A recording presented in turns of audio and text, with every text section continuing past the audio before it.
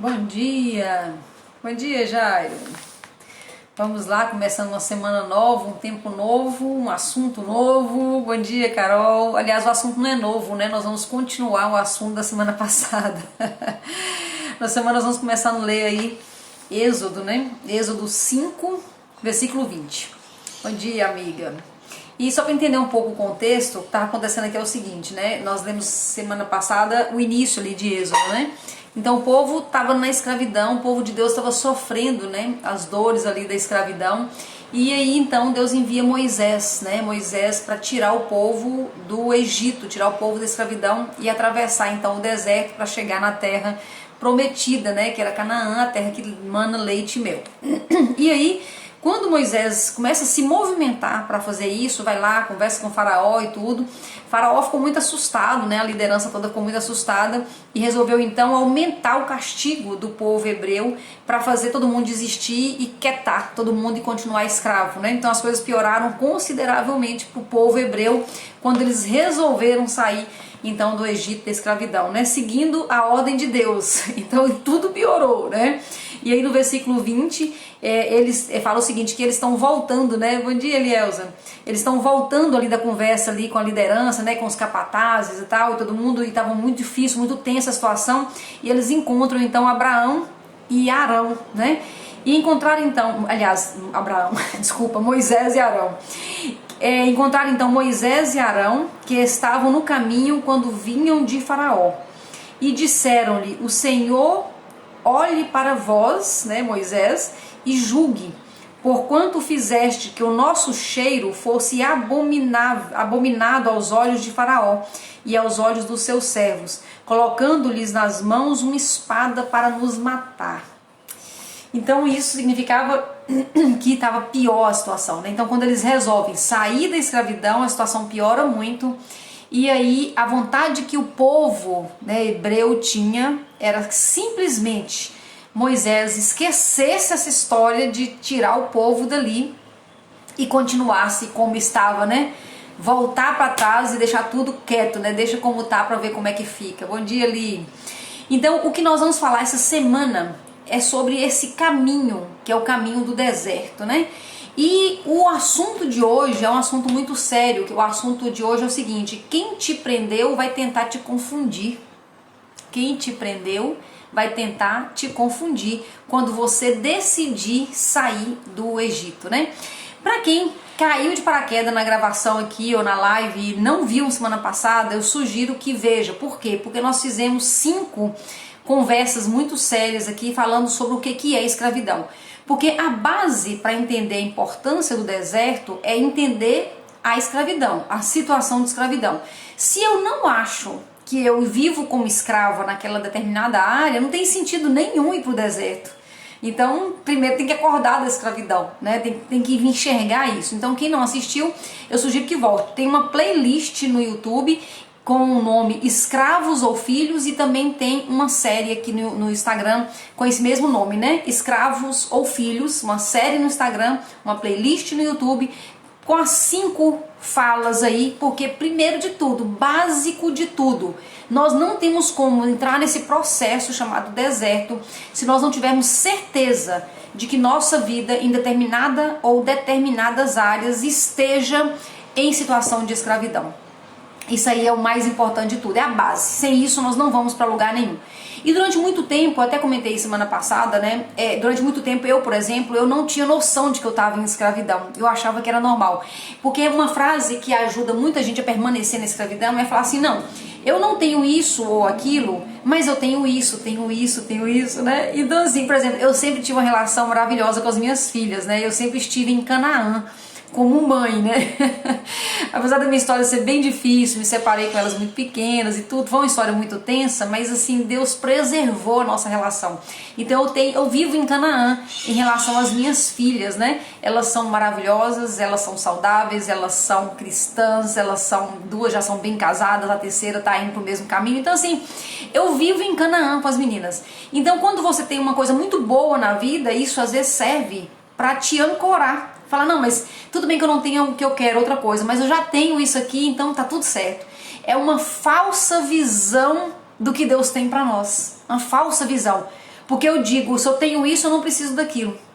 E na verdade isso não é conversa de Deus. Deus veio para ter a vida plena. Plenitude diz de tudo. Então em todas as 12 áreas da vida eu mereço e eu tenho isso já, porque já foi por isso que Jesus morreu na cruz por mim, para eu ter acesso a todas as coisas em todas as áreas.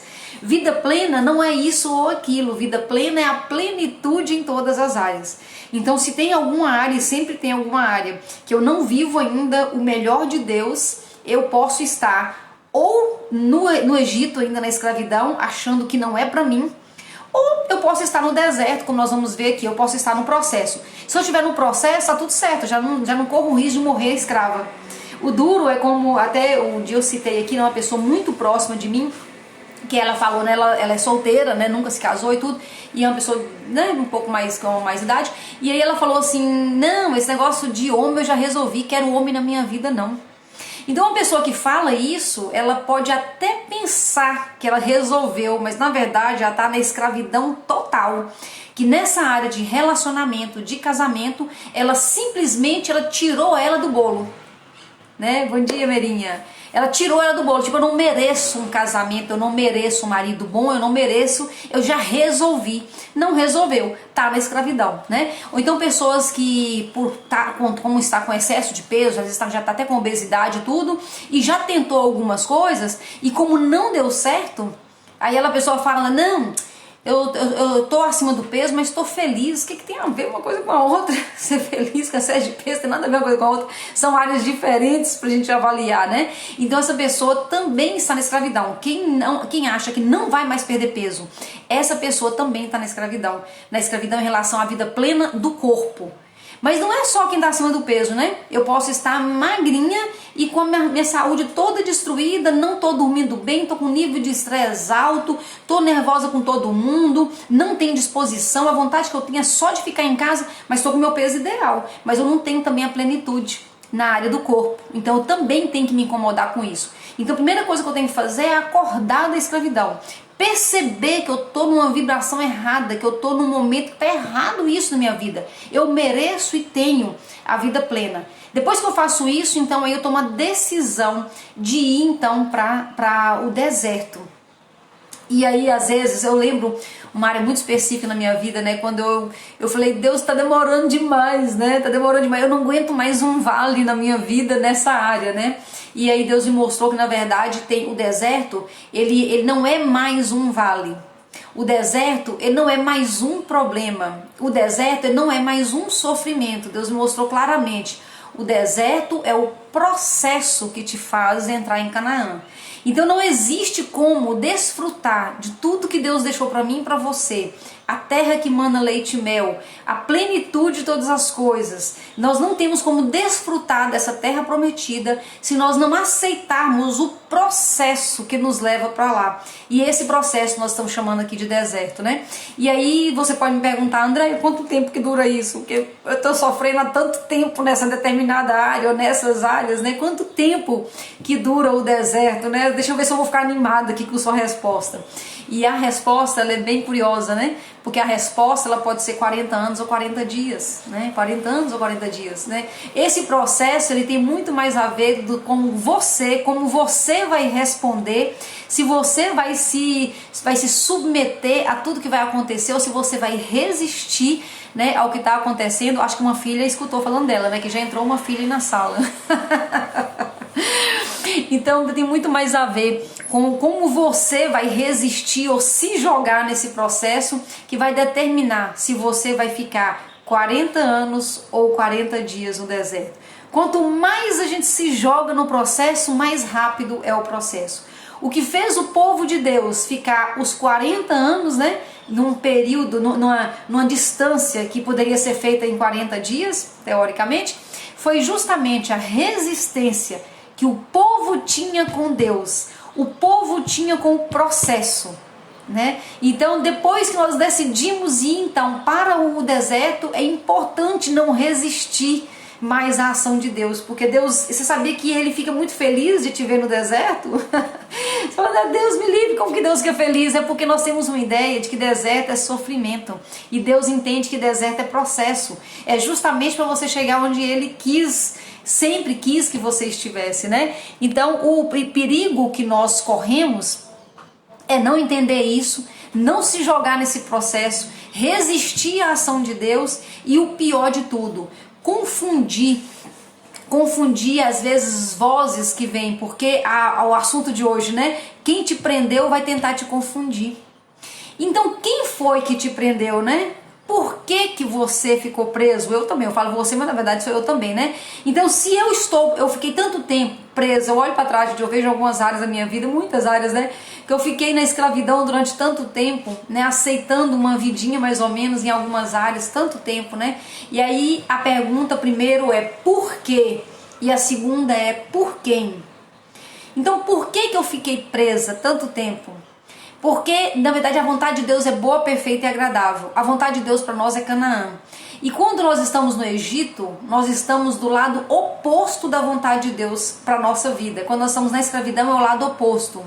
Deus não quer filhos escravos, muito pelo contrário, né? Ele preparou para nós a terra de delícias, a terra que manda leite e mel. Ele quer a plenitude, a vida épica, né? Em todas as áreas. Mas quando eu estou do lado contrário, então... Por que que eu fiquei ali? Por que que eu fui presa nesse lugar, né? E aí até sugeri na semana passada, né, a leitura de um livro que muito doido, mas que mostra muito tudo isso, que é O Mais Esperto que o Diabo, né? Esse livro é muito interessante. Inclusive o autor, ele fala o seguinte: ao terminar de ouvir a entrevista com o diabo, você vai entender muito mais de Deus. Essa é uma frase do Napoleão Hill que ele coloca lá. É atrevido demais esse Napoleão Hill, né? Mas é bem desse jeito mesmo. Na verdade, o Mais Esperto que o Diabo abre a nossa mente para um monte de coisa. Por quê? O que que mostra? Basicamente, o que que mostra esse livro? Mostra que nós fomos presos, nós ficamos escravos. É isso que eu tô falando aqui, é o que tá lá no livro, né? Nós fomos escravos durante muito tempo. E por que isso, né? Porque, na verdade, assim como está escrito na Bíblia, que Faraó olhou para os filhos de Deus e ficou assustado com o poder deles, né? Por que poder? Porque são filhos, né? E eles sim dominariam a terra. O Faraó viu aquilo, né? E ficou assustado com essa realidade. Então, por isso que ele prendeu o povo de Deus. E por que que ele me prende você? Porque ele sabe que nós, vivendo a plenitude em todas as áreas, nós vamos ficar realmente um perigo nessa terra, né? Nós vamos começar realmente a dar testemunho, nós vamos começar a mostrar os resultados, e os resultados vai trazer muita gente para viver o que nós estamos vivendo. E isso se chama propósito, né? Então aquela área que nós somos mais presos, nós somos mais feitos escravos, é a área que realmente nós nascemos para Deus nos usar nessa área. Então tem uma frase do Pablo Marçal que eu gosto especialmente, que fala: o seu bloqueio tem intimidade com o seu propósito. Então aquela área especificamente. Então se você, por exemplo, foi bloqueado em relação a casamento, se você vive um casamento ruim, se você vive um contra-testemunho, vamos dizer assim, né, o contrário de vida plena, se você está na escravidão no casamento, se esse é seu bloqueio, provavelmente foi para isso que você nasceu, para ter o propósito de restaurar casamentos, o propósito de falar de casamento, o propósito de testemunhar casamentos de acordo com a vontade de Deus. Então, naquilo que nós somos bloqueados, normalmente é isso que acontece. Nós nascemos para isso, tem intimidade com o seu propósito, com o meu propósito. Então, por isso que nós fomos bloqueados. Então, se nós vamos nascer, no ano que nós nascemos, com esse propósito, às vezes gerações foram bloqueadas antes em relação, por exemplo, casamento, para que desse errado com você, você fica bloqueado e automaticamente você não consegue cumprir seu propósito. Então é esse o motivo que nós somos bloqueados na área específica. Então olha com muita responsabilidade, com muito carinho, com muito amor para aquilo que você está bloqueado. Porque Deus tem urgência em te usar exatamente nessa área para falar do amor dele através dessa área, através da restauração dessa área da sua vida. Então o seu bloqueio tem intimidade com o seu propósito. Agora, quem foi que te bloqueou? Seu pai? Na verdade, existe uma pessoa aqui na Terra realmente ou algumas pessoas que foram usadas, né, para bloquear eu e você na infância. Mas eles estavam a serviço de quem? Eles estavam também bloqueados. Então quando o meu pai me bloqueia, ele foi bloqueado talvez pelo pai dele, que foi bloqueado pelo pai dele. Então quem é que está atrás dessa cadeia de bloqueios, né? A gente sabe quem está atrás, né? Se Deus tem um projeto, um propósito de vida para a sua vida, para você mostrar o amor dele, o poder dele através de uma área, tem um inimigo dele que teme que você faça isso. Então por isso bloqueia você, a geração anterior, para que você não cumpra aquilo que você vai cumprir nessa terra e vai cumprir nessa terra. Então quem nos bloqueou é essa pessoa, né? Esse ser, né? Esse ser que é contra ele que nós estamos lutando, né? Então Efésios 6:10 coloca isso muito claro, não é contra homens de carne e sangue que temos que lutar. Em relação a casamento, por exemplo, é muito comum, às vezes a pessoa tá ruim no casamento e ele começa a brigar com o cônjuge, né? Começa a cobrar muito do cônjuge, começa a falar mal do cônjuge, ou seja, ele entra em guerra contra o cônjuge, mas essa pessoa não entendeu que não é contra homens de carne e sangue que temos que lutar. É contra principados e potestades. Então quem nos bloqueou é esse que nós temos que lutar. Por isso nós temos que estar armados, tem que ter armadura para essa guerra, porque não é contra uma pessoa. E muitas vezes nós confundimos isso, lutamos contra pessoas, criamos muita confusão e na verdade existe uma guerra muito maior acontecendo. E porque nós estamos errando o alvo, muitas vezes nós não vamos exatamente onde nós precisamos ir. Então não é contra homens de carne e sangue que temos que lutar. Então assim, fechando nosso raciocínio, a pergunta que eu volto é: quanto tempo que vai durar o seu deserto? Ou primeiro, antes disso, você está pronto para entrar no deserto, nessa área específica da sua vida? Outra pergunta que eu te faço: você fez aquelas tarefas, né, sugeridas, você relacionou as áreas da sua vida, as 12 áreas da sua vida, e depois você colocou na frente se nessa área você está como escravo ou você já está reinando? Ou você está no processo, cada área da nossa vida, ou nós estamos escravos. Uma pessoa pode ter bloqueio referente a bebida alcoólica, abuso sexual e automaticamente interfere no casamento. Com certeza, na verdade, bloqueia alguma coisa lá atrás para dar errado no casamento, porque o propósito dessa pessoa, sim, vai ser falar sobre casamento, falar sobre a bondade de Deus na família, que é a base de tudo, né? Mas ele está bloqueado e na verdade não é contra aquela pessoa que tem problema, que está mostrando o problema, né? Porque na verdade se aquela pessoa foi bloqueada e você também pode ter sido bloqueado, juntou ali os dois problemas, mas não é contra homens de carne e sangue. E primeiro nós pensamos no nosso bloqueio. E nós temos que viver a vida plena, não pensar em desbloquear as pessoas, mas primeiro pensar em você ser desbloqueado e ter essa vida plena. Então nós temos que saber, em cada área da minha vida, cada área, por exemplo, profissional. Na minha área profissional, eu estou ainda como escrava, achando que qualquer pouquinho tá bom, vivendo como escravo naquela área. Eu já estou em processo, buscando essa mudança para alcançar a vida plena, ou eu já estou reinando, né, na minha vida profissional, na vida de casamento, família? Eu estou vivendo ainda como escravo, esperando toda sexta-feira para beber todas, esperando ainda descontar em comida, não querendo convivência com a família, porque eu estou na escravidão e nem eu estou sabendo o que está acontecendo? Ou não, eu já acordei, já comecei um processo para mudar minha vida em família, ou eu já estou reinando nesse assunto de família? Na vida do corpo, controle de peso, controle dos índices, disposição, tudo isso. Eu estou como escravo, eu estou no processo ou eu estou reinando em vida? E assim todas as áreas, né? A área emocional, emocionalmente, as minhas emoções, eu estou como escrava, eu estou no processo ou eu estou já reinando? Em todas as áreas da minha vida eu preciso ter certeza, meu posicionamento ele está de acordo com o que eu estou vivendo? Eu estou satisfeita? Eu preciso entrar no deserto, né? Eu preciso entrar no processo. Essa conversa tem que acontecer e é uma conversa muito eu comigo mesma, né? E só Jesus pode estar junto nesse negócio, né? O Espírito Santo, né? Para revelar o que eu não estou acessando ainda, quais são as bênçãos de Deus que eu não acessei ainda e que eu tenho direito, porque foi por isso que ele morreu por mim, eu tenho direito, mas eu não acessei ainda. E eu aceito então entrar no deserto. Aceitar entrar no deserto não é estender o seu sofrimento. Aceitar entrar no deserto é aceitar iniciar um processo que vai me levar para viver o novo de Deus, o tudo de Deus, o pleno de Deus. Então sobre isso vamos falar muito essa semana, né? Vamos falar algumas coisas bem práticas, como fazer, como entrar nesse processo, como acelerar esse processo, como fazer para que ele seja mais rápido, que não dure 40 dias, mais 40 anos, mais 40 dias apenas, né? E viver o novo de Deus. Se você tem pressa, você não tem noção. Deus tem muito mais pressa do que eu e do que você, né? Obrigada pela sua companhia, obrigada por estar aqui nessa segunda-feira e vamos juntos até sexta-feira falando sobre esse processo. Deus te abençoe e até amanhã no Thanks God Every Day.